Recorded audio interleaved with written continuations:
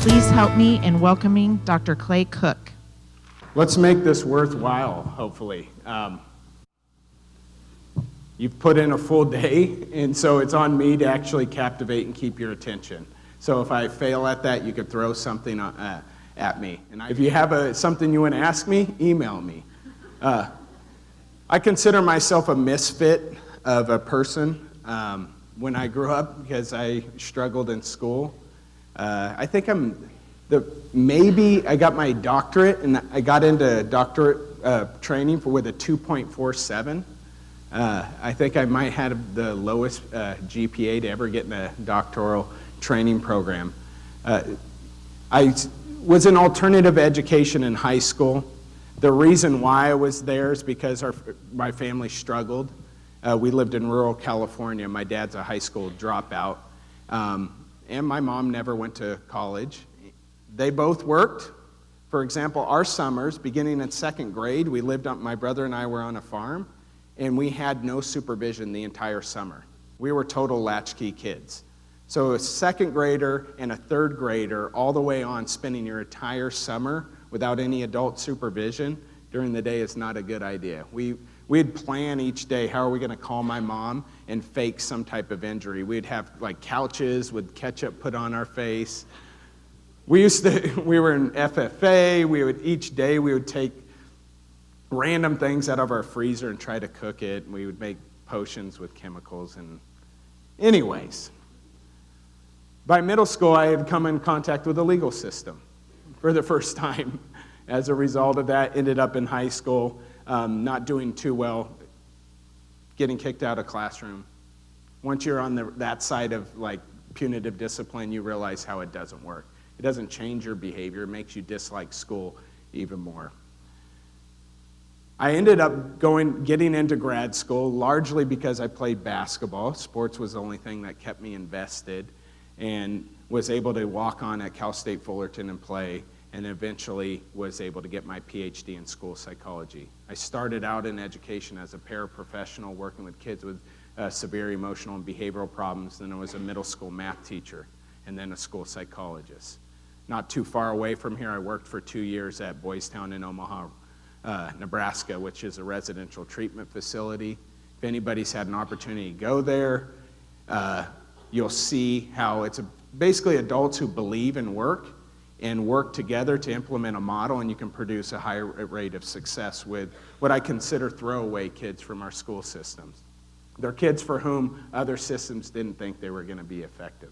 So today what we're going to really delve into and learn about is how social, emotional, and behavioral supports need to be integrated as part of a school's continuum of care. And if we get really good at this, we create the enabling conditions that enable students to maximally benefit from their learning experiences.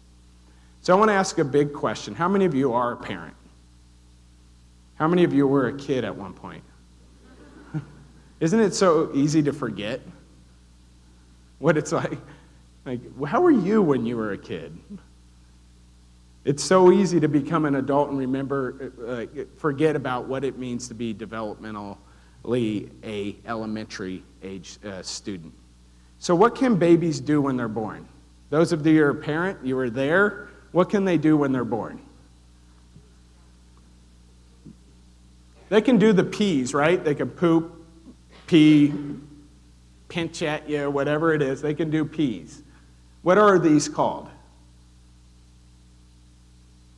Instincts, reflexes.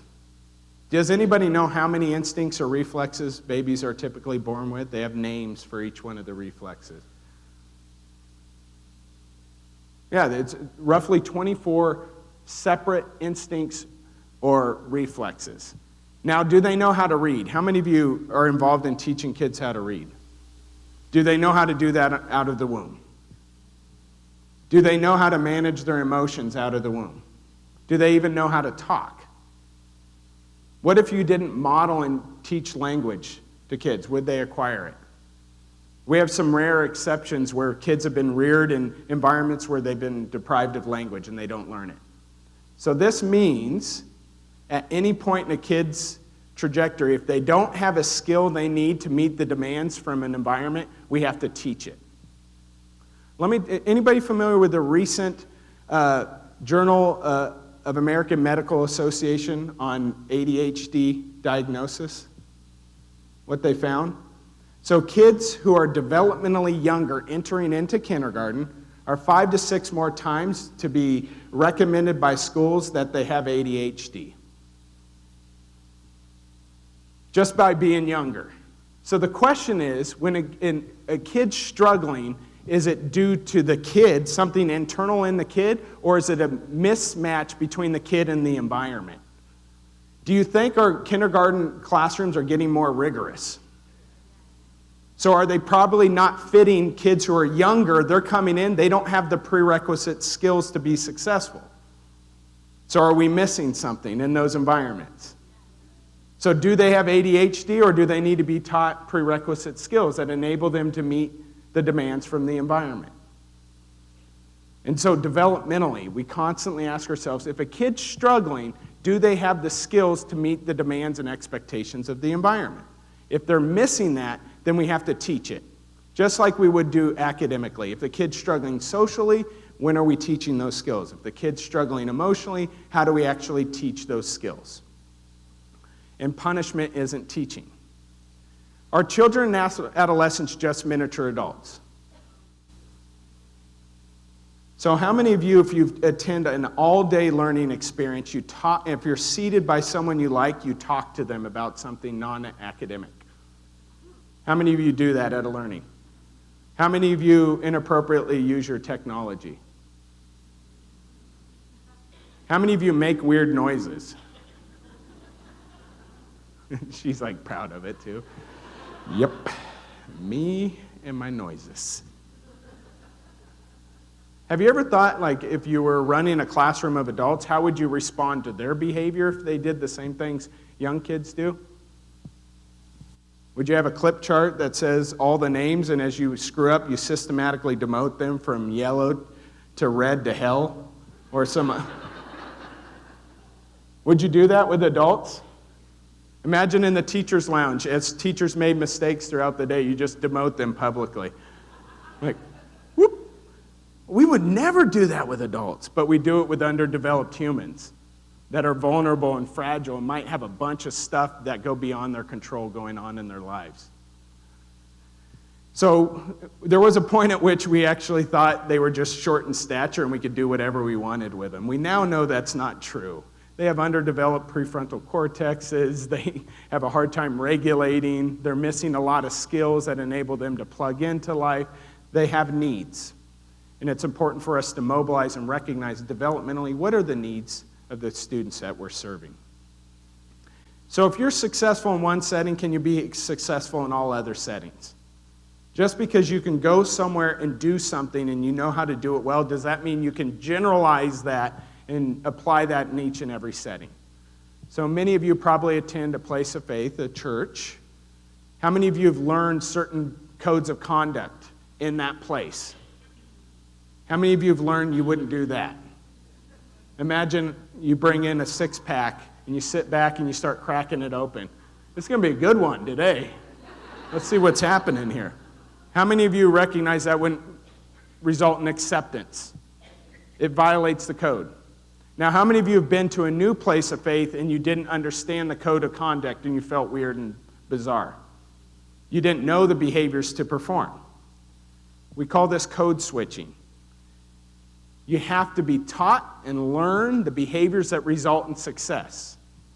Anytime an adult finds themselves reacting to someone doing something that they should be doing, the question is, have you ever taught them clearly what you expect them to do? So anytime a parent finds you're reacting, I take my kid to Target, and they go, and there's things right at their eyeballs that they want, and they keep whining and begging for them, and I'm like, this darn kid just has their mom's DNA. What the heck? This definitely doesn't come from me. Anytime I find that, the question is, did you teach the expectations of the behavior when they went in that setting? And many times adults fail to explicitly teach the things they want to see. Not tell, but teach. Turn to someone and talk. What's the difference between telling someone to do something and actually teaching them to do something? What are the differences between telling and teaching? So what's the difference between telling and teaching? Teaching involves what? Modeling. Did you model it? Practice. Feedback. So anytime we find ourselves reacting to something, we often have to think, I got to double down on teaching the thing I want rather than waiting for the kid to make a mistake and reacting to that situation. Anytime we find ourselves regularly reacting and responding to something that the kid shouldn't be doing, the question is, have you been teaching what you want them to do? This is the only kind of church where you would crack open a beer. And sometimes we feel like going to that church. Do we behave the same at work as we do at home with our family? I hope not. It would be bizarre. Imagine you have like your living room set up like a classroom. You have them sit down, the rest of your family members. I'm going to give you directions, and I have a visual schedule for how we're actually going to proceed with our evening events. And there's role specificity. To the extent people learn the behaviors that result in success in that role, administrators, teachers, parents, it determines the success. There are role-specific behaviors that enable someone to be successful in the specific role they're playing. And that's a learning process. That's a teaching and learning process, of which she hasn't figured out. Curling. How many of you love this Olympic sport? Like, it's the most incredible thing on the planet. I always marvel, like, we say no to certain Olympic sports, but we let this in, you know? Like, no, let's get curling in. This is incredible. Look at them. And I don't even know the name of stuff. It's like their stick, and they got their stone. But I want to parallel the curling hall to the school setting. Let's imagine we have someone new to the curling hall. What's the methodology we would want to use to help them be successful in the curling hall? What would you need to do? Huh? Teach? Do you think you would need to, like, tell them what the rules are? Do you think the rules for curling differ each curling hall? Or are they the same across curling halls? Do you think there's, like, common language and practice? Do you think that's beneficial for someone if they went into, like, St. Paul to learn, where I'm from, and they went to another one in Minneapolis, that it's a common language and practice? Would that be helpful? Do you need to kind of teach them? Maybe model it. If they make a mistake, should we kick them out of the curling hall? Should we publicly acknowledge their mistakes to embarrass or shame them? Or should we privately kind of correct and say, hey, here's what you're doing well, here's what you could do better? The same methodology we'd use to help someone be successful in a curling hall is the same methodology you use to support kids to be behaviorally successful in school. You have to establish kind of clear expectations. What's expected? What does it look like to be successful? You model those behaviors. If there's mistakes, you skillfully correct them in ways that minimize harm. So the person still wants to come back. Because there's a lot of ways we can correct that do more harm than good. For example, removing a human out of an environment for their behavior has some unwanted side effects sometimes. I'm not saying we never should do it. We should do it when it's needed. But if we remove people out of environments too early, there are negative side effects.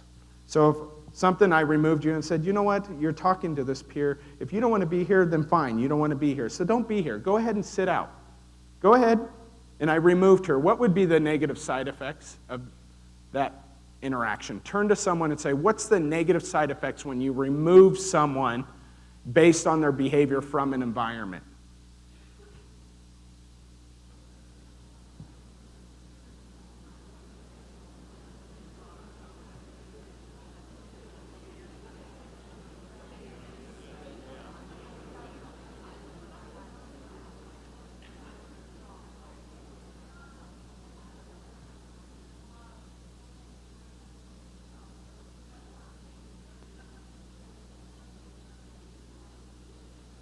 So what happens? What could happen as a negative side effect? Could experience shame. Even if you were skillful, the person could still feel embarrassment or shame. Relational harm, potentially, even if you were skillful. Stigma, the view of other students. You know, the clipboard thing I was making, I went to pick up my nephew in California. His teacher uses that. And I went to pick him up and surprise him. He got in my car at his school, and he's like, oh, that's a red kid. I got to say, that's a red kid over there. And more than likely, that kid's trauma exposed, dealing with poverty, doesn't deal with the same issues, and that kid is so the stigma that happens. Don't mishear me. There's situations where behaviors, as a teacher, you go, okay, I'm managing this kid behavior in the classroom, it's not working, and now I got to make a decision on behalf of the other students. Even when you make that decision, the important point is I'm risking side effects now, and I better compensate and fix those and restore because that's happening. So I'm going eyes wide open into it versus like I think something really effective is going to happen. Like a kid's going to come in contact with punishment and he'll come back transformed. It's like taking a kid who can't read and doesn't read and you say, get out of here, go spend the time in the office. And the kid comes back to you, hey, I can read now. That was incredible. That walk to the office, something happened to me. My brain changed, and now I can read. Likely the kid, if that kid has a skill deficit, is going to come back into the environment with the same skill deficit, unless they come in contact with some type of teaching experience. So the methodology we'd help someone in Curling Hall learn to be successful is the same methodology we can adopt in schools. And it's at the core of what we consider a lot of evidence-based behavior support systems. Look at that. That's not too good looking, though. I should get a yummier looking plate of food. So imagine you have a yummy plate of food. What should go on our plates? You know, because have you ever seen someone with their plates too small? It's like going to the Bellagio in Vegas and they grab a dessert plate. You're like, no, you got to get the right size plate.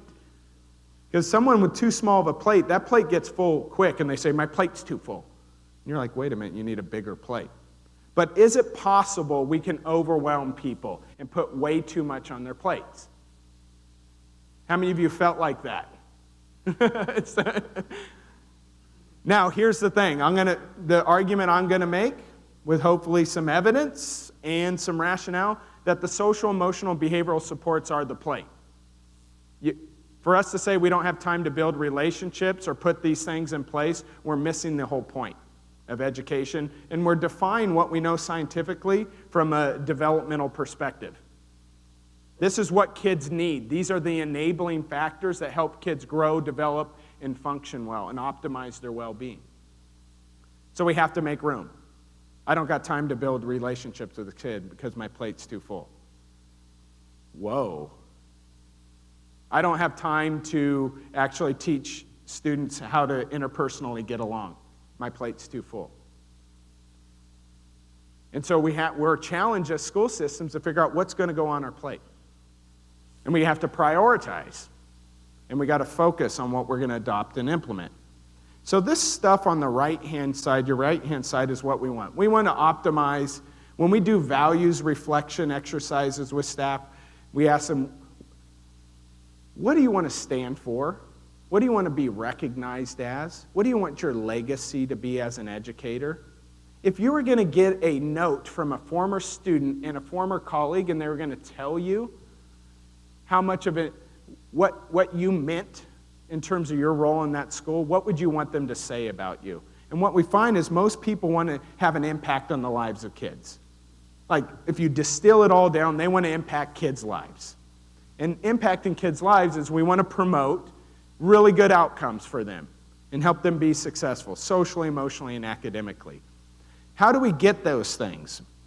Well, one, it's the quality of our relationships with kids. But if I say I don't have time for relationships, I'm undermining my ability to promote the things that I want. We can measure the likely outcomes in a building by the quality of relationships between the adults and the kids.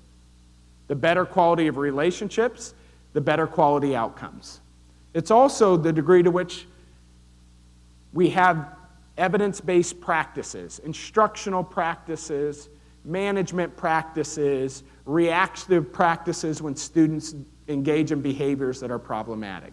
And last, the quality of the environment, and that's the school climate. How do people feel? What's the atmosphere of the building?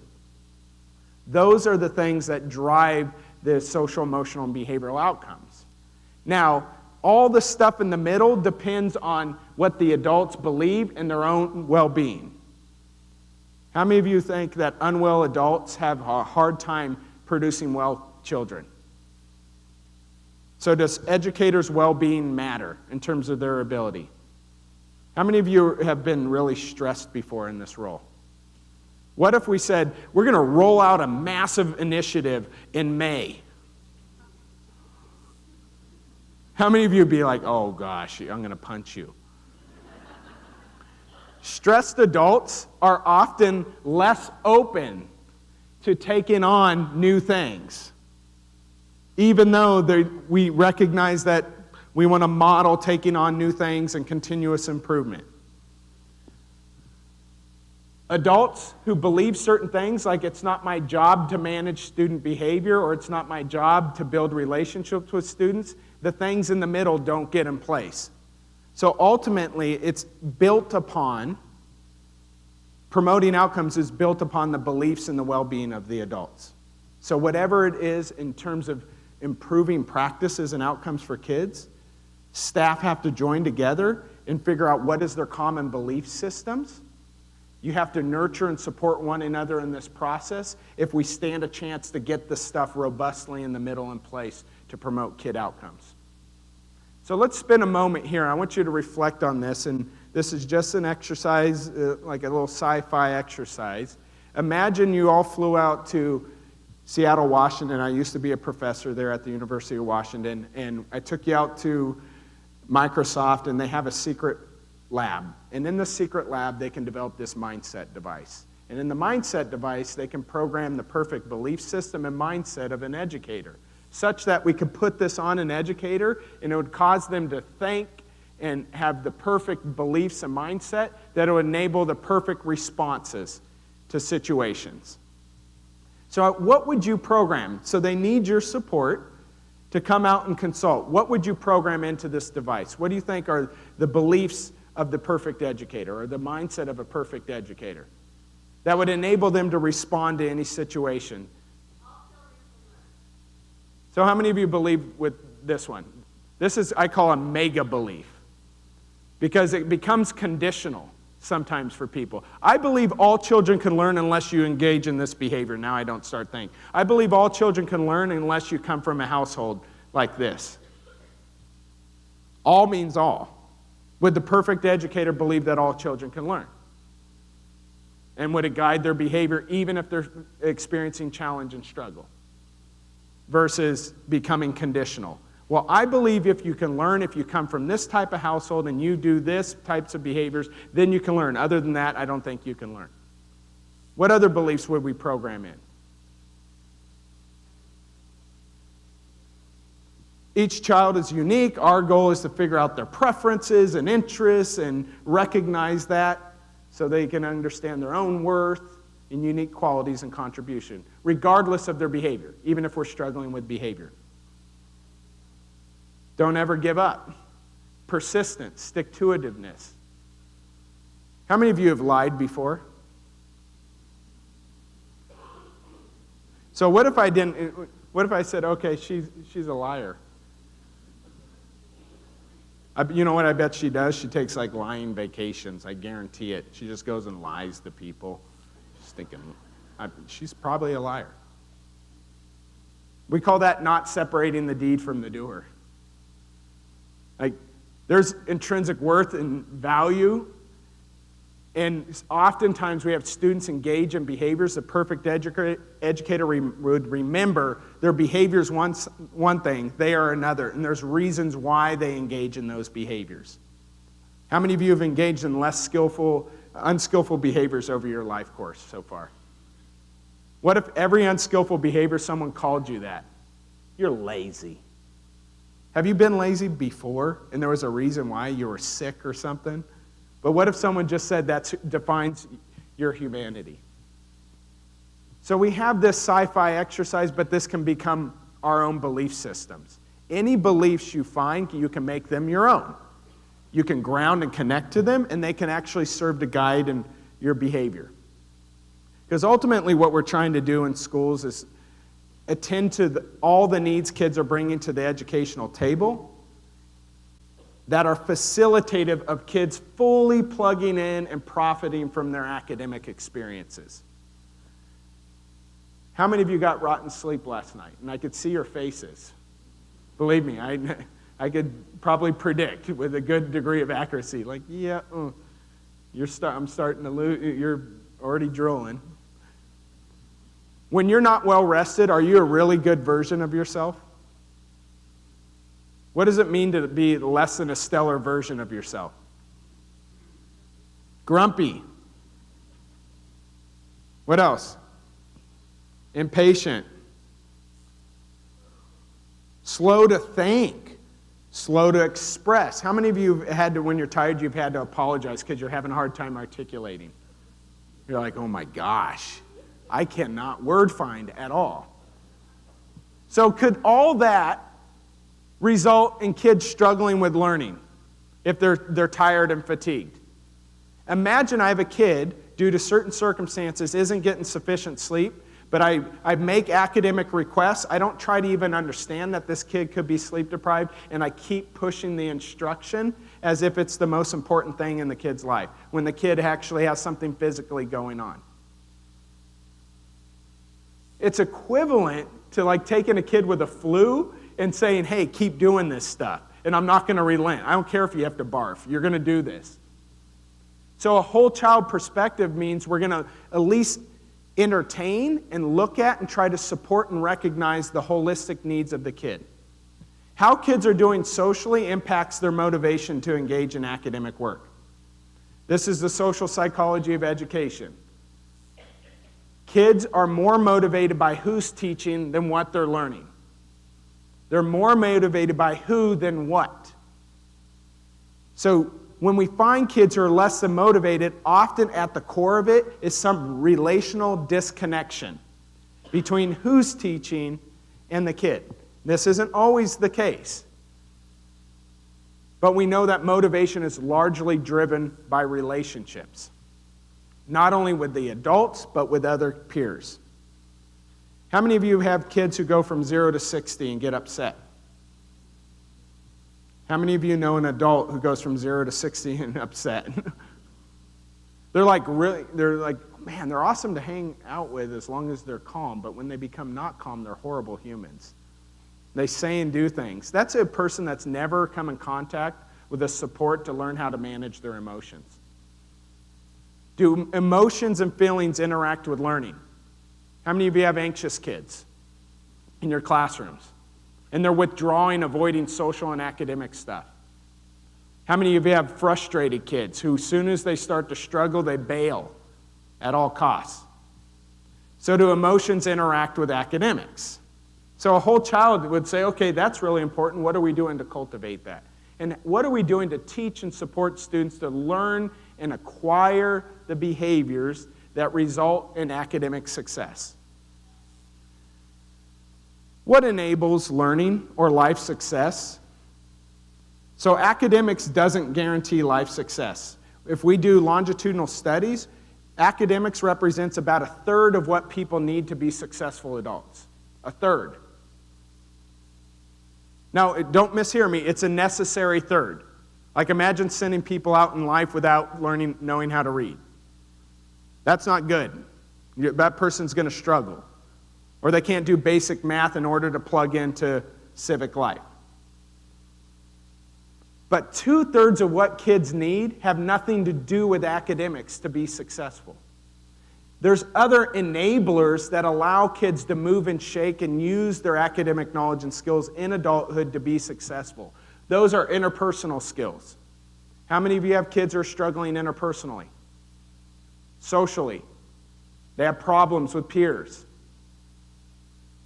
When are we teaching those skills? How about emotionally, in terms of emotional competence? How many are familiar with the work on EQ? Emotional intelligence is more predictive of kids' and adults' success than IQ, smarts. We can measure someone's emotional competency and it'll predict better on what they're going to do later on in adulthood than a test score. But look at what we value in education. We value the test score. Motivation or sense of purpose. How many of you deal with squirrely kids? So executive function, the ability to regulate impulse, ability to manage self in time, in space, and materials. These are all skills that need to be learned and taught. And how do we make room in schools to do this work? Why is sense of belonging the most core human need? How many are familiar with like the Maslow's hierarchy pyramid? So what's at the bottom?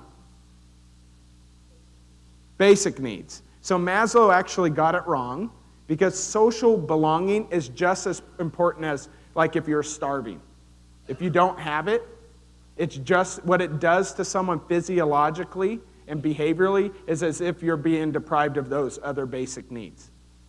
If you do not feel like you're wanted, valued, or respected, you feel isolated or rejected, it's not good. So how do we cultivate and make sure every kid feels a sense of belonging and no kid falls through the relational cracks? We often have to develop very deliberate and intentional relational practices to make sure we reflect on who we have good relationships with and who we don't. For kids who we don't have good relationships, we start to dedicate specific efforts to make sure we're able to build and cultivate those relationships. And that comes through common language and practice. Self-regulation. How many of you would love kids just come to you and they're self-regulated? They're not you-regulated. How many, like, kids regulate themselves, but it's me regulating them. Self-regulation is the ability to keep thoughts, feelings, and behaviors in check while you pursue something that's not immediately attainable. What's in this is kids have to want to attain something in school to regulate self. What if they have nothing that they want to attain or do or achieve in school? Then the person doesn't have a reason to regulate self. They will get their immediate needs met. They won't delay gratification because there's nothing to delay for. So we're often thinking, not only do we need to teach the skills, but we also have to cultivate things kids are looking forward to attaining, because school is a giant exercise in delayed gratification. So we're all familiar with the marshmallow test, right? So the marshmallow test tells us this. Kids who have self-control, they're able to resist eating a marshmallow, to wait to obtain 2 of those, are better off on every outcome in adulthood than imaginable. And this is measured as early as age 3. They make more money as adults. They're more likely to attend college. They have fewer mental health problems. They have better marriages. They have a wider network of friendships. They have healthier, family relationships. Essentially, everything you look at, they're better off. So many parents think about like, oh, dang, my kid's a marshmallow eater. What am I going to do? I'm a marshmallow eater. This is where the teaching, we call it social emotional learning, it's curriculum adoption, and we teach self-regulatory skills to enable kids to manage their thoughts, feelings, and behaviors as they confront experiences. Mainly, this is to stay fully plugged in and engaged in any learning experience. So when are we teaching self-regulation? How many of you have kids who need to learn self-regulation? Question is, a kid who's struggling, when are we giving the instruction and helping them learn the self-regulatory skills? Is mental health something that students and staff can hang up at the schoolhouse door? Can you do this? Can we ask kids to do this? Can adults do this? So what is mental health then? Because it's interacting with learning. Mental health is how people think, feel, and act. Do kids think in school? Can they think very crummy thoughts about self and others and about school? Can they think very positive, hopeful, and productive thoughts about self, others, and school? How about feelings? Can kids feel crummy about school? Think about a kid with school refusal due to anxiety. Do they feel pretty crummy? What does that do to their behavior? Can kids feel really good about being in school? Can teachers feel really good about being in school? Is that good for their well-being and performance? Can teachers feel really crummy sometimes about being in school? So fundamentally, we have to look at how people are thinking, feeling, and acting, because that's what mental health is. Someone who is struggling with mental health is struggling with certain thoughts, they have certain feelings, and they're engaging in actions that are resulting in impairment or they're less than skillful ways of responding. We know 1 out of 5 kids meet criteria for a diagnosable mental health disorder. And this is what you get. When you open up a school, this is what you get. We used to have it where we just deprived kids from ever accessing education and we violated their civil rights. We open it up and we say we're meeting the needs of our community and our students. This is what you get in the average classroom. 1 out of 5 kids have a diagnosable mental health disorder related to anxiety, depression, trauma, or anger.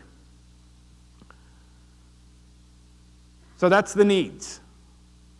In a given classroom, that's what the needs are, which necessitate solutions. So brain health equals behavioral health. How do brains grow?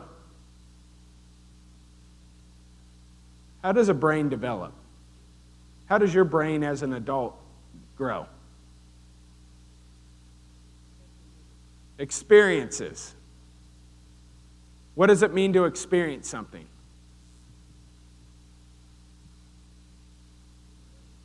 Stimulation through the senses. What are types of experiences that cause kids' brains to grow in an unhealthy way? We have names for these types of experiences early on. Abuse, neglect. So are those unhealthy for kids developing brains? So if a kid is struggling with their behavior in school, it's likely because they didn't have as enriched experiences during early childhood for their brain to grow, develop and grow in certain ways to keep them in a regulated state. Okay.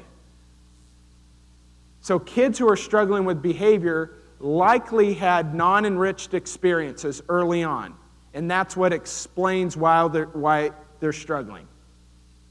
Those things could be things like adverse childhood experiences, which we know up to 2/3 of our population in the U.S. have 1 or more ACE scores.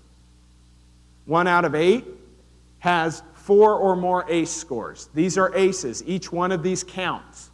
We know 24% of the U.S. population come from households where there's active physical, emotional, or sexual abuse happening.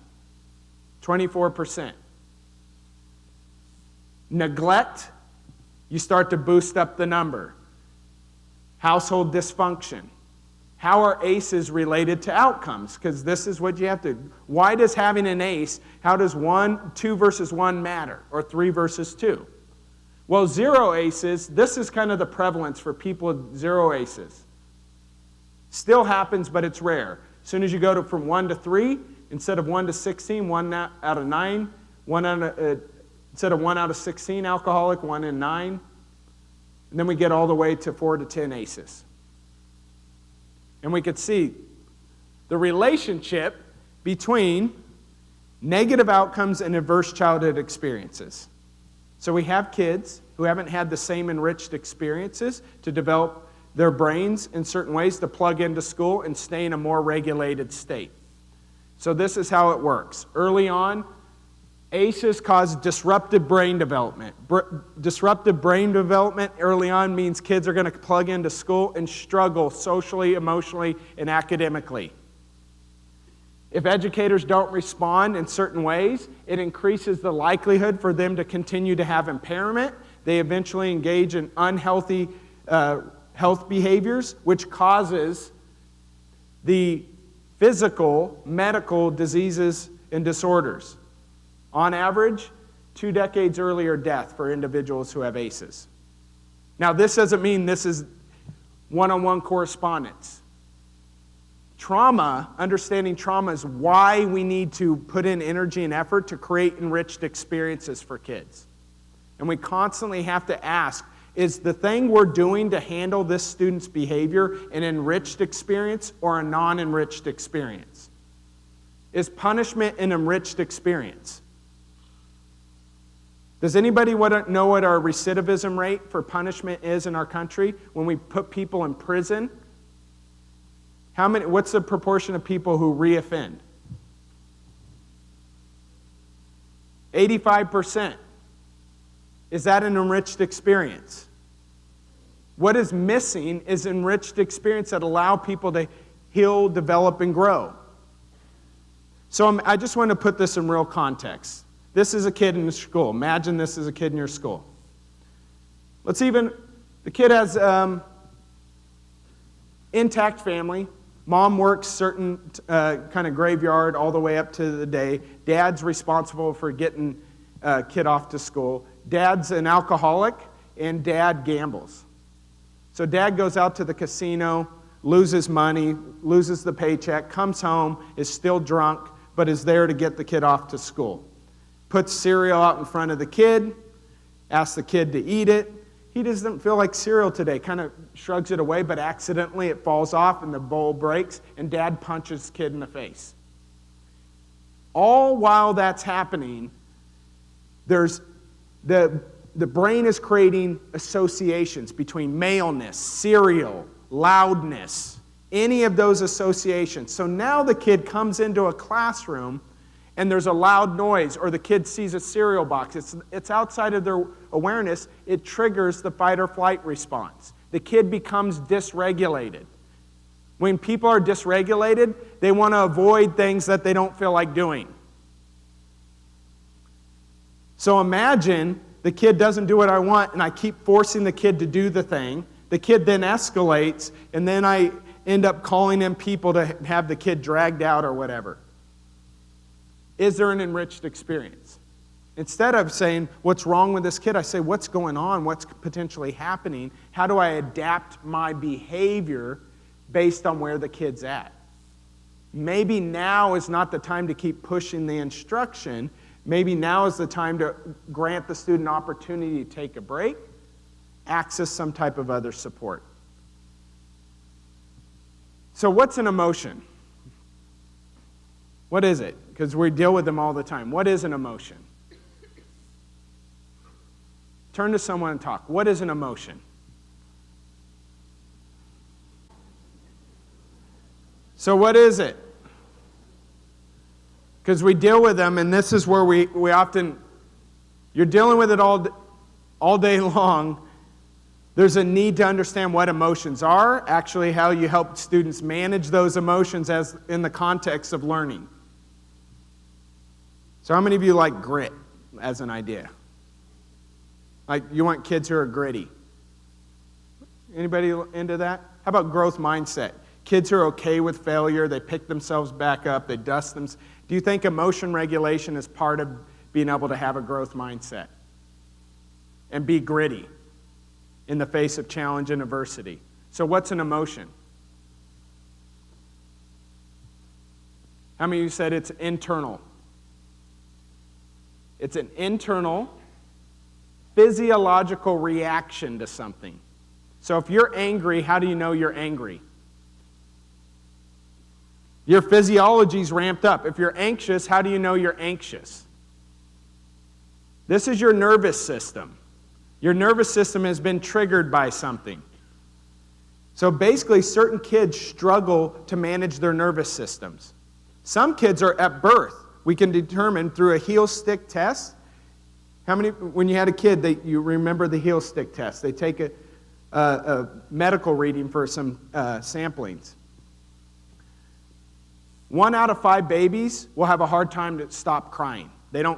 All babies cry. 1 out of 5 babies continues to cry for an extended period of time. You track those kids, they're more sensitive to the environmental stimuli, meaning they get upset or they get anxious in response to environmental input. Their physiology gets ramped up easily and can get the best of them. So part of it is helping kids, once their physiology gets ramped up, how do we teach them the skills to down-regulate their physiology? 1, notice it, and 2, begin to manage it. So imagine, we're all zebra on the Serengeti plain. Okay, we're all zebra. What's a stressor to a zebra? There it is. What do you think? We get the fight or flight response activated. What do you think decision we're gonna make? What if we fought? What if one out of us fought? That's called out of the gene pool. Now, here's how humans are different. Because a zebra, once the lion leaves, we would return back to, it's called homeostatic balance quickly. We would return back to grazing relatively quickly. Humans are different. Kids are different. 1, we can anticipate a stressor and activate the stress response. How many of you have driven into work and you've already stressed yourself out and you haven't even started yet?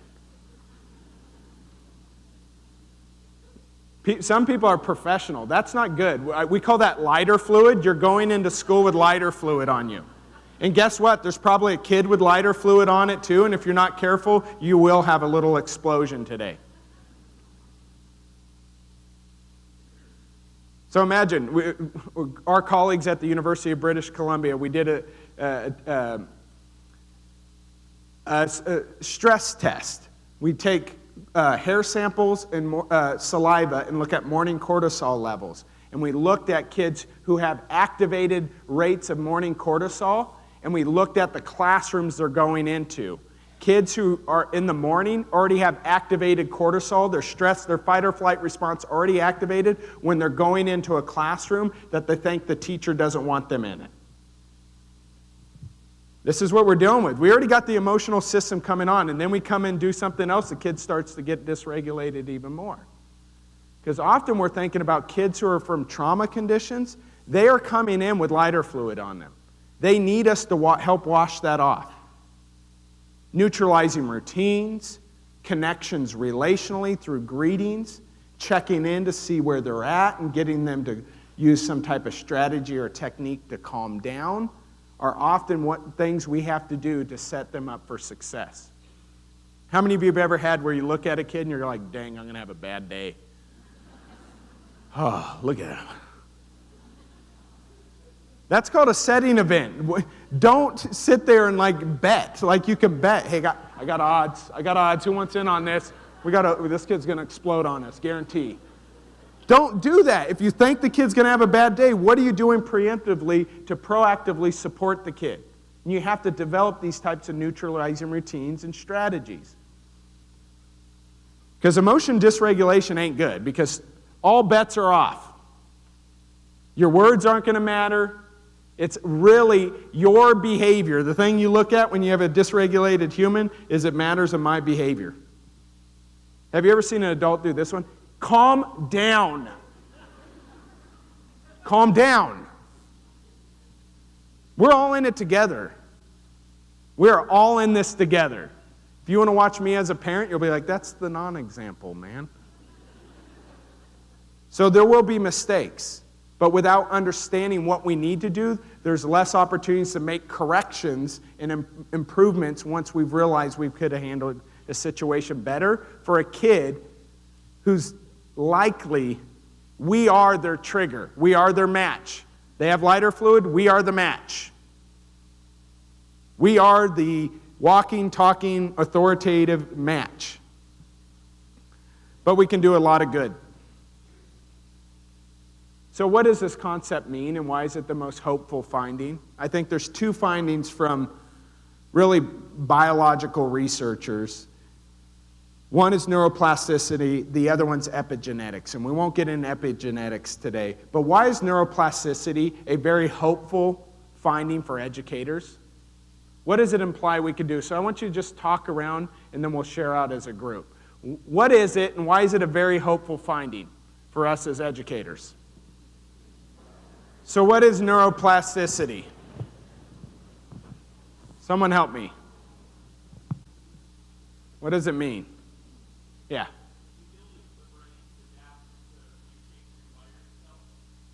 Reshape, rewire, establish new connections. Those new connections can be unhealthy too. Depending on the experience we introduce, the new connections can make the kid even more fragile and sensitive, their threat detection system, to cause them to become more dysregulated.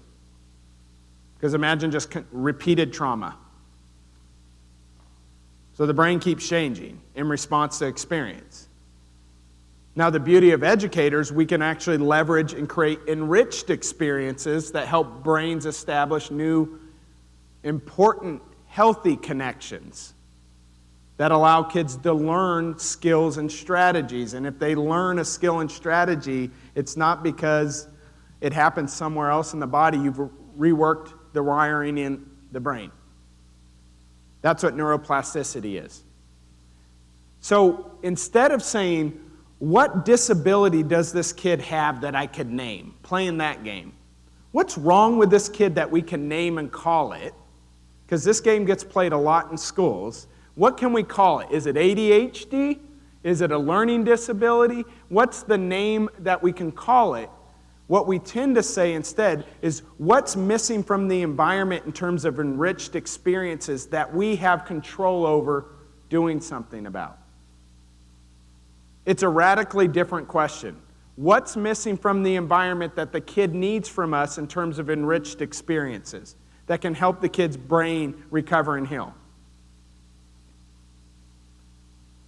And so this is what the learning is. Many people are stuck not knowing what those enriched experiences are. Removing kids out of class, isn't it? Shaming kids or publicly correcting their behavior, isn't it? Simply calling a parent on a line and assuming they know how to transform that information into magical parenting practices, isn't it? So we have to ask ourselves, what's the enriched experiences that the kid needs from us? And we have to be able to mobilize and provide that support, because that's how brains change, through enriched experiences. Teaching skills is enriched experiences. Connecting with kids on a relational basis through empathy and understanding and good feedback and joining to mutually problem solve issues is good enriched experiences. So, positive climates, all people thrive. How many of you are teachers? So the teachers in here, we want these teachers in this room right now to perform their best and feel their best. Where do you think they're going to perform their best and feel their best? Which type of environment? Hopefully you don't say the left one. Positive environments enable everybody to thrive. If you have a early childhood program, which environment do you think kids are going to get better ready for kindergarten? High school students, where do you think they do better? Elementary kids, administrators, parents, where do you think people thrive and perform their best? So everybody in the room plays a part in creating the climate. Because really the climate is based on shared experiences with one another in a given setting. That's what climate is. It's our shared experiences together. So if we're not getting along with each other and we're not being respectful, what do you think the climate of the building is? And if people feel negative about the climate, how do you think that impacts people's feelings about being in that place? Is that good for performance or not good? So we got to really think about what is climate and how do we actually contribute to creating the type of climate where all of our well-being and the students is optimized. So climate is really about if you ask people to tell you the truth, and they told you the truth, how they feel about, think about, and would describe being in that place. Have you ever seen someone like who's maybe a leader say, our place is incredible, our staff love it here, and then you talk to the staff and they're like, help, help. Or same thing at the teacher, classroom level. Teacher's like, I'm incredible. My kids love it, and it's so fun. They're like, this is boring, oh my God. It's ultimately the perceptions of the people who the environment's built for. What do they say? If they told you the truth, how do they feel about being there? Do they feel safe? Do they feel valued? Do they feel respected? Do they think it's fun? Is this lame? So anything we do to cause people within legal and ethical boundaries to feel good about being in the place fits within climate work. Let me give you an example.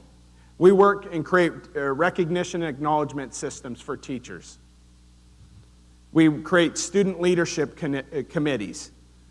And what we would do is, if a teacher's put in energy and effort to create a better experience for students in their class, they might come out and their car's washed because the students have washed their car as a token of appreciation. They might come in to their classroom in the morning and their favorite form of caffeine's waiting for them as a token of appreciation for being a member of that environment. They may come in and recognize that the leader has strategically used a sub to give them the gift of time and is covering them for a little bit just so they can have time doing stuff. How do you think people feel? Do they feel appreciated? Is it contingent to the work that they've done? The outputs of doing this work, trying to build as good of relationships with one another, I call them horizontal. Horizontal relationships are among the adults. Then we have vertical relationships with the kids, and both of them matter because they impact ultimately how people would describe being in that. People hate each other here. We have some cliques. Or people collaborate and respect, and yes, we have differences of opinion, but we figure out ways in which we can handle those. Sense of safety. Recreational activities, learning activities, behavioral expectations, how we handle discipline. Because the way in which we handle, if we create a punitive environment, it undermines the climate we're trying to produce. I've never met an educator who gets up in the morning and says to their loved one, I'm going to lay into some kids today. It's going to be awesome. I can't wait to share my experiences, and I'm going to contribute to a negative climate. And I'll share those experiences. It's going to be, nobody's getting up in the morning. What's happening if we're not intentional, we unintentionally contribute to negative climates through the way in which we're interacting with one another and our students. But nobody in this profession is doing it with purpose or intent. It's an unintentional. Because the ultimate goal of climate is engagement. When people feel really good about being in a place, they're energized, they're more engaged in that place. And ultimately, I would say the main goal of everything we're doing is engagement. Everything we're trying to put is pressure on, we have engaged humans that are able to plug in and get the most out of their learning experiences. So what are the inputs to get engagement? This is the number of hours per year kids on average spend with us, okay? Elementary age kids spend about 500 hours during the week, during the same time with their parents, interfacing with their parents. So double the time during the week. Because how many of you recognize if you have your kid, they come home to you, you eat, and you do some things, and then they go to bed. And you're like, dang, that went quick. Then you get them up, and you kind of nudge them, come on, and get them off. During the week. This means schools have more potential influence, given time spent, on the development and functioning of kids than homes. But we find a lot of schools get stuck with the blame game. Like, we can't do anything because of the families. But the kids are spending the majority of time during the week in our presence. That means ripe for influence. Obviously, kids' development and growth is optimized when schools and homes get on the same page to create certain types of environments. Those environments are called host environments. A host environment is a setting in which a kid spends the vast majority of their time. What are the two main host environments of kids? So there's this law, it's called Pareto's Law. Pareto's Law says this: there's a small subset of factors that explain the majority of dysfunction for people. There's like 3 to 4 factors that explain the majority of reasons why kids are going to struggle with learning and behavior. Someone names something from a host environment that there's better environmental versus saying it's some type of genetic or DNA or something in the kid. The majority of times we see someone struggle, it's due to the environment. What types of things happen in environments that cause kids to struggle with learning? Neglect. Is neglect good for development and growth and well-being? Can we build neglectful educational environments where we're failing to attend to kids' needs? Yeah, those are called non-responsive environments. How about abusive environments? Can we create verbally abusive situations? Can those happen in homes? Could they potentially happen in schools when we lose our cool? So the antidote to those types of things that can happen are we put in energy and effort not to focus on what causes the problem, but what's the solutions and fixes. So what we know, and we describe this, there's a variety of practices that create really healthy environments. And the healthy environments are described as nurturing, predictable, reinforcing, and responsive. So nurturing environments are ones where there's secure relationships between the person in charge, the person with power and authority, and those under them. So you can take a Fortune 500 company and determine whether it's a nurturing environment by saying those who are in charge, the bosses, do they have secure, healthy relationships with the subordinates, the employees? Environments that are doing that produce way better outcomes. The true test of a nurturing environment is how the adults respond when the kids make behavioral mistakes. Because this is where adults can become non-nurturing. Hey, when everything's going great, I'm all happy. But as soon as you make a mistake and do something I don't like, now there's something that can go down, and it could be delivered without empathy and lack of compassion. And it creates more harm than good. Will you stop that? Come on. Don't you value the learning over here? Jeez. That's rude. I'm just annoyed. Most people have pet peeves. And we can respond in ways that can create more problems than good. It turns it into a non-nurturing. And those tricky situations are when kids do things that we don't want them to do. Name something that's a pet peeve to you, beyond kids. Huh? Oh, we should knee them in the gut. You're like trying to get around, and they kind of like hog the space like that too. And in airports, you're like, I don't like public whistlers. Like, don't whistle in some weird song. Like, or people who ride their bikes without their hands, but it's usually some guy that has like leather skin, and like, it's like, don't do that. Don't.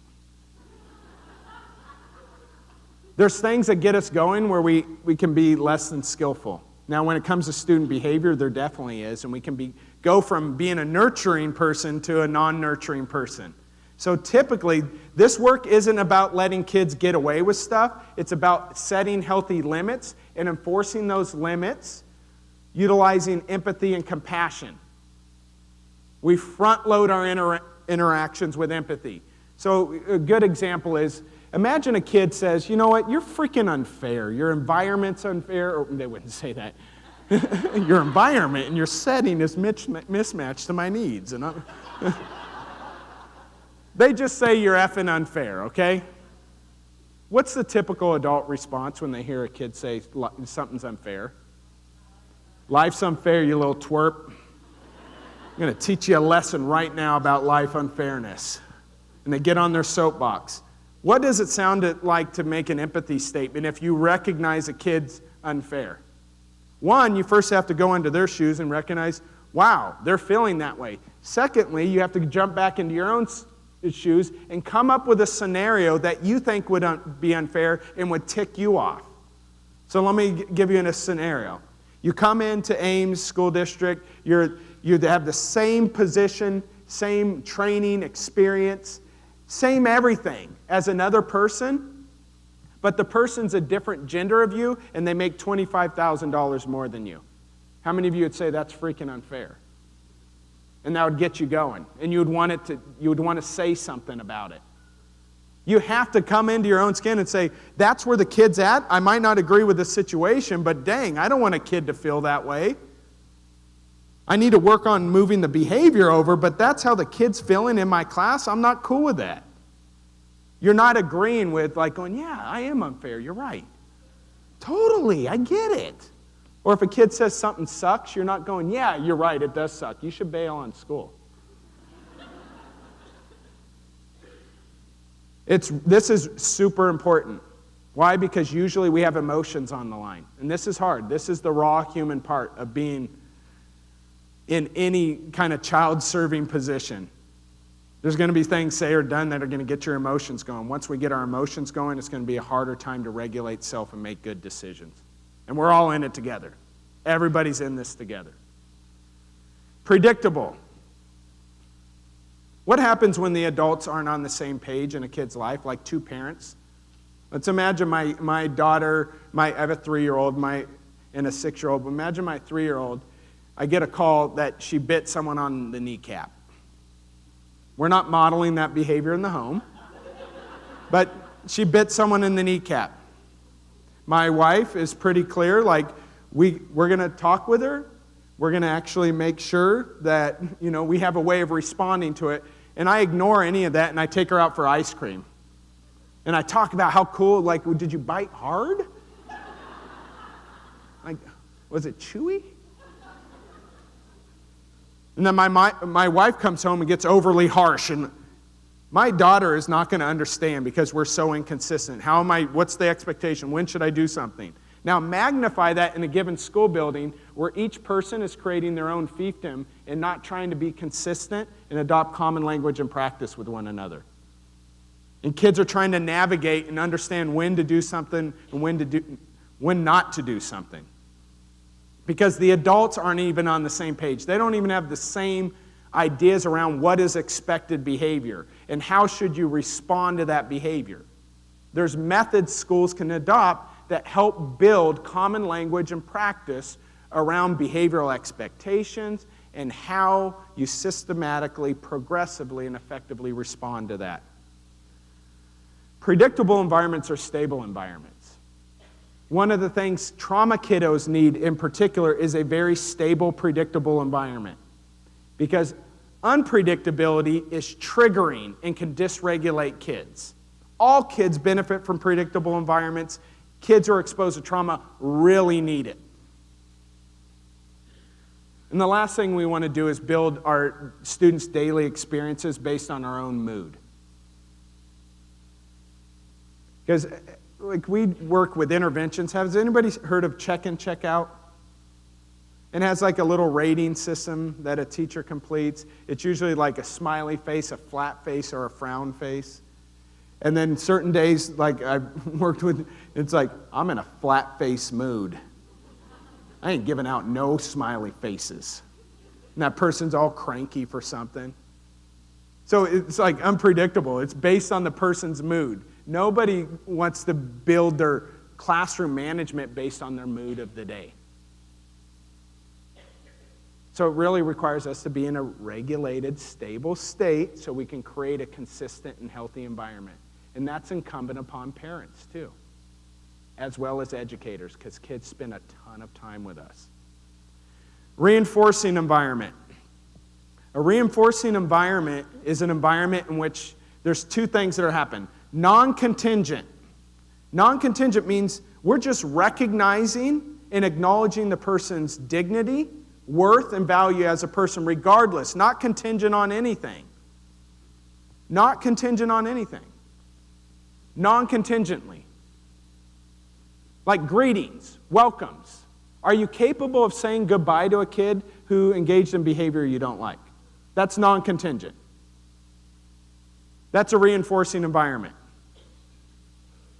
How many of you have struggled with that one? Saying goodbye to a kid and you didn't like their behavior for the day because you were holding on to something. Why do kids think adults hold on to grudges? Because adults do, maybe? Just like fester and hold, oh, that kid, do you know what they said to me? Then there's contingent recognition. So contingent recognition is the ability to recognize based on a specific behavior, recognize on effort and growth put into the process. Like growth mindset, one of the ways you cultivate growth mindset is you recognize someone's energy and effort put into sticking with something. So contingent recognition is the effective use of things like praise or access to certain privileges or social experiences contingent upon students engaging in certain behaviors or putting energy and effort to contribute to building a healthy classroom community. Non-reinforcing environments in which the adults sit there and expect kids to do things and don't offer but are quick to jump on them when they mess up is a non-reinforcing, unhealthy environment. Because there's a lot of contradictions we see. I'm okay as a consequence when the kid messes up in their behavior to let them know what they've done wrong and give them a discipline, but I'm not going to reinforce or recognize them for doing something they should do. Let me talk about the 5-to-1 ratio. Anybody familiar with the 5-to-1 ratio? Do you know where it comes from? So I was a professor at the University of Washington, a guy named John Gottman's the foremost expert in marriages. You didn't think you were going to learn about how to preserve your marriage, but you are. He found it with 94% accuracy, he can watch a 15-minute video clip of a couple and codify their behavior, and with 94% accuracy, divorce, stay together. And he calls them the masters of disasters. And actually, people didn't believe him. They thought he was cooking the numbers. And then this was replicated by 8 other research groups across the country. And what he found was, it's the 5-to-1 ratio of positive to negative interactions that preserves healthy relationships. So reinforcing environments are really environments that are captured by high amounts of positive interactions. Some of those positive interactions are contingent upon behavior. Some of them are non-contingent upon behavior. He also came up with what he calls the 4 horsemen of the apocalypse.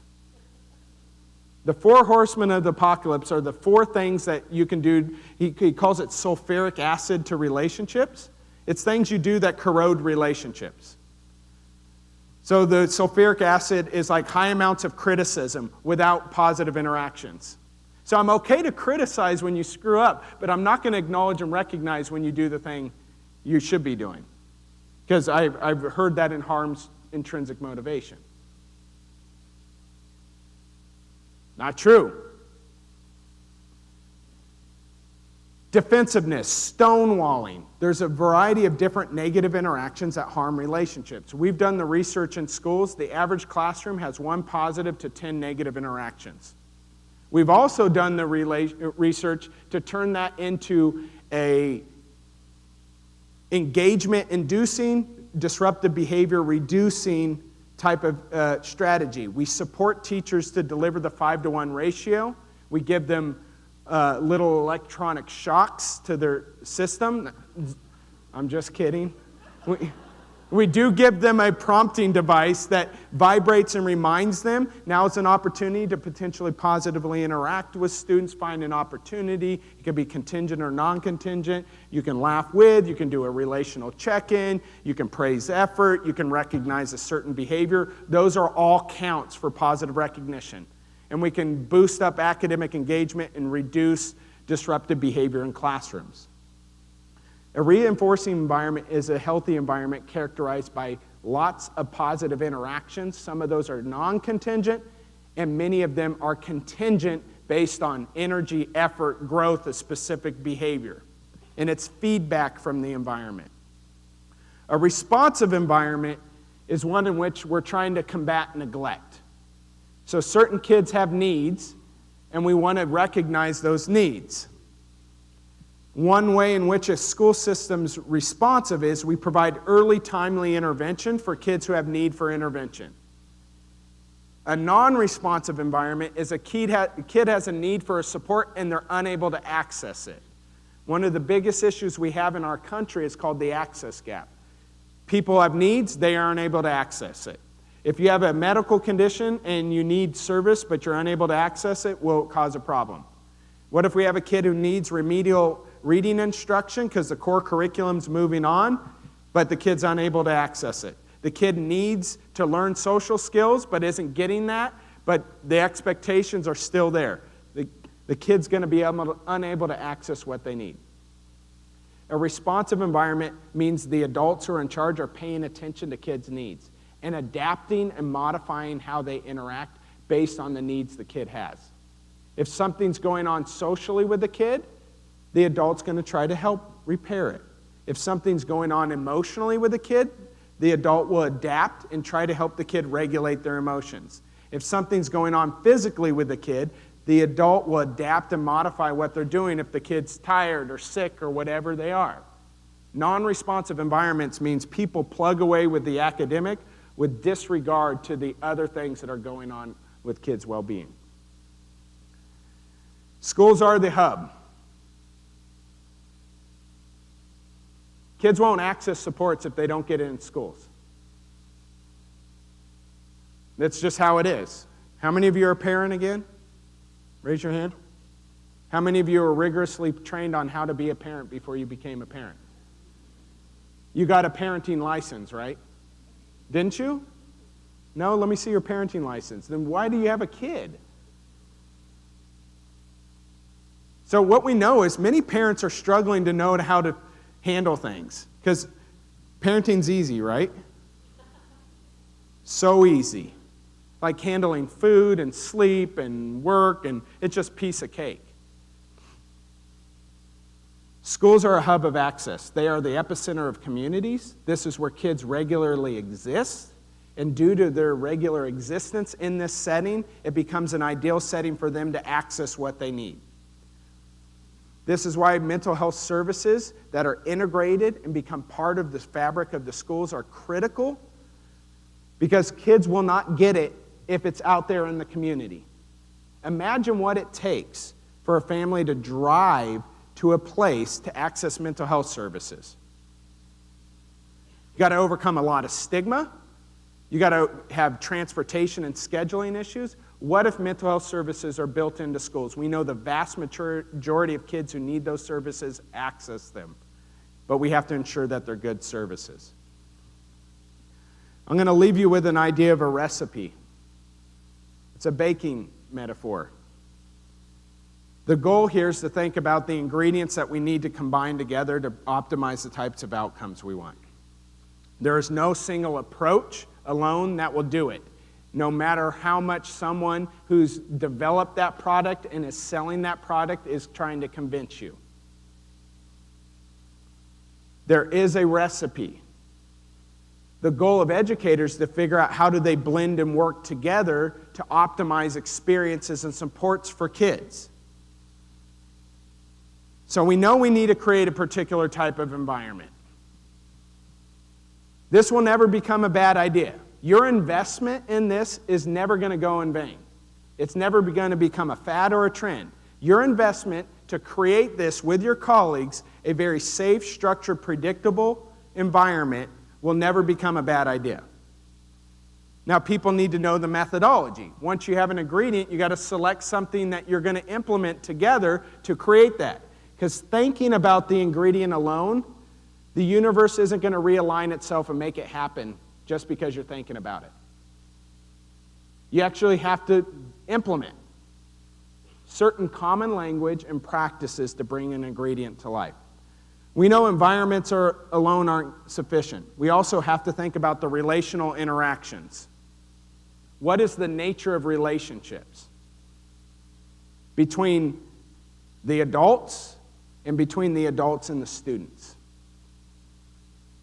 Do you have common language and practice in your school that's dedicated to building relationships and making sure every single student has a strong sense of belonging and connection? We take schools like yours, we would plot them up in here and put kids' names in a given school all around the wall. We give the educators a dot. If they can put a dot next to the kid's name, if they for sure have trust, connection, and understanding established with that kid. If you have a school of 500, well, it's not surprising to see at this time point in the year you have 100 to 200 kids for whom there's 0 dots next to their names. We can do that same thing with our families. What's the nature of relationships we have? Which ones have dots? Which ones don't have dots? Those that don't have dots, how are they doing? What's their behavior? What's their performance like? We create exercises in relationships. We call it an equity tree. If you're a teacher, we'd give you a tree. It's an apple tree. The number of apples in the tree represent the number of kids in your class. Low-hanging fruit are kids for whom you can say with a high degree of certainty you have relationship. They're easy. You got them. So those are low-hanging fruit. Middle of the tree kids are kids who require a little more attention and interaction, but you got them. Then there's kids who are at the top of the tree. Those are difficult to reach kids. Those are the kids that need you to extend a relational ladder. And you're going to have to find unique time and spend it with them outside of instruction to cultivate sense of connection and attachment.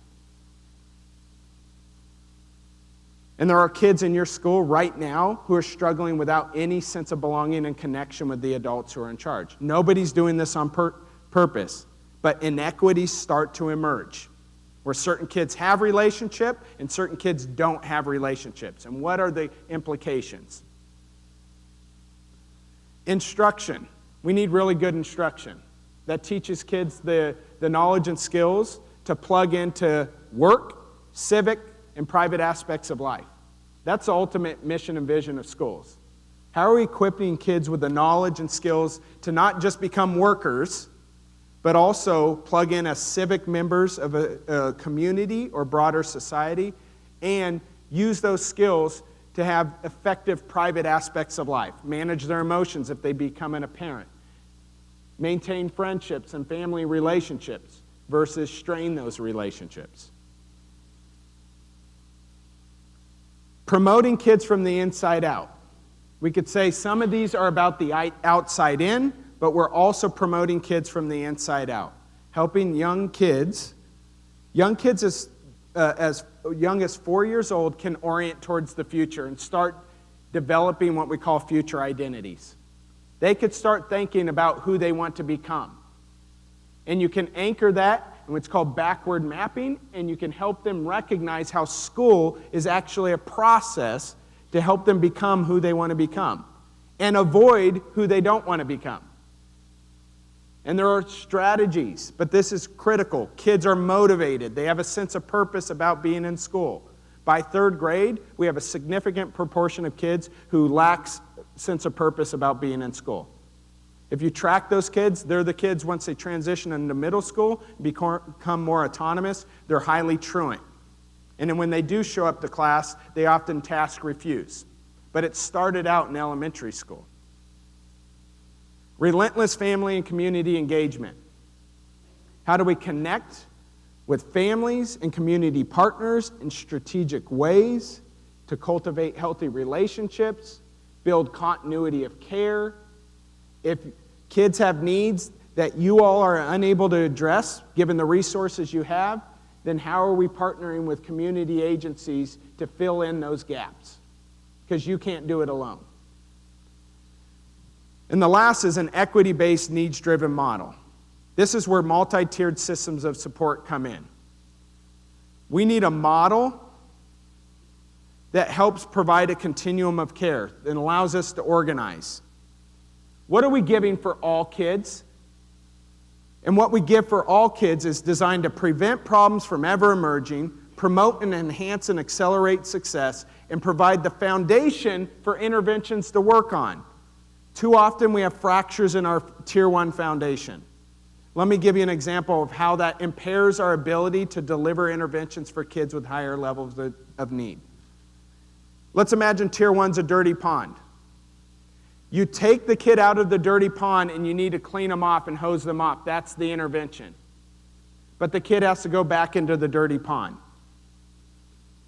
There's significant opportunities for schools to enhance the quality of their Tier 1 to provide a more robust and comprehensive foundation. There are kids that go above and beyond in terms of their needs of Tier 1. Schools need to get really good at delivering more intensive supports, and there's opportunities for improvement. So when we think about it, we go from ingredients to things we actually implement, and those represent common language and practice. Once you have an ingredient, you select what to implement. And over time, schools move strategically and incrementally forward to build that to scale. This type of work is a 3 to 5 year process. It's done so with ambition, but with reason. The whole goal is to approach this work without overwhelming the adults, because if we overwhelm the adults, we don't get to implementation. And what good is it if we're advancing implementation and the adults are stressed and burned out? So this work is unfolded over time in a way that doesn't overwhelm the adults, but seeks to incrementally and continuously improve practices and outcomes for kids.